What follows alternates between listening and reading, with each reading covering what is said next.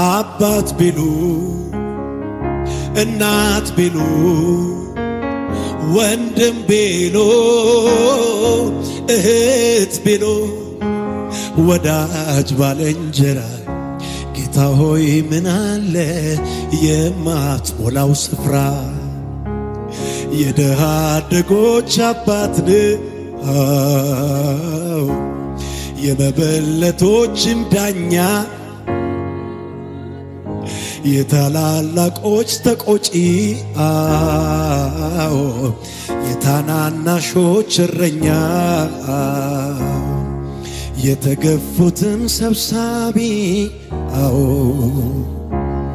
የተናቁትን መጋቢ ሁሉም አንተውነ ራስህ ክብር ምስጋና ይድረስ